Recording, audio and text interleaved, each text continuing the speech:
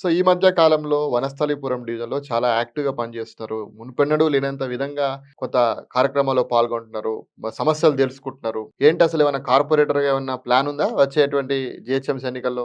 Vanasthalipuram division ఏంటంటే అండి, యాక్చువల్‌గా కమ్యూనిటీ ఉంది. ప్లస్ అన్ని రకాలుగా మేము ఎప్పటినుంచో నాకు వనస్థలిపురం మీద పట్టుందండి. ఇప్పుడు 94 నుంచి నాకు ఎల్బీనగర్ కాన్స్టిట్యుయెన్సీతో అనుబంధం ఉంది. ఇక్కడిక్కడే తిరుగుతూ ఉన్నాము. ఇక్కడే హ్మ్. ఉన్నాము. హ్మ్. అక్కడ ఏంటంటే ఇప్పుడు మనకి ఇంతకుముందు ఒకే డివిజన్ అండి. ఇప్పుడు హ్మ్. 2 డివిజన్‌లయినాయి. ఓకే. సో, మాకు అవకాశం కూడా ఉంది. అక్కడ మధు యాష్కి అన్నగారు అవకాశం ఇస్తే రేవంత్ రెడ్డి గారి ప్రభుత్వంలో మేము ప్రజల్లో ఉంటూ సేవ చేయాలని ఉంది. ఇంకా పని చేయాలని ఉంది. ఇంకా అందుబాటులో చేయాలని ఉంది. అందరికి దగ్గరికెళ్ళాలని ఉంది. మాకు అవకాశం వస్తదని నేను అనుకుంటున్నా. ఎందుకంటే అక్కడ ఆ కమ్యూనిటీ వేరే రకాలుగా అన్ని రకాలుగా కూడా మాకు అవకాశం హ్మ్. ఇస్తే బావుంటదని మా ఆలోచన. అన్ని సామాజిక సమీకరణాల ఈక్వేషన్స్‌లో మీకు టికెట్ వస్తే మీరు గెలుస్తారని చెప్పేసి అనుకుంటున్నారా మరి? తప్పకుండా గెలిచే అవకాశం ఉంది. నా నేపథ్యం నేను చెప్పుకుంటే బాగోదు గానీ, చాలా నిజాయితీగా పనిచేసే వ్యక్తుల్లో నేనొకడినండి. హ్మ్. ఎవ్వరొచ్చినా సరే ఏదో డబ్బు కోసం ఇంకో పేరు కోసమే. మనం ఒక పని చేశాము అంటే 10 మందికి ఉపయోగపడాలి. రేపొద్దున రామారావు మంచోడు, మంచి పని చేశాడు. ఆయన దగ్గరకు పోతే ఇబ్బంది లేదు. ఆయన మనకు సహాయం చేశాడనే ఒక గుర్తింపు. ఆ గుర్తింపు కోసమే తహతహలాడే మనిషిని. ఆ గుర్తింపొస్తే అంతకంటే సంతోషం ఇంకోటి లేదు మనకి.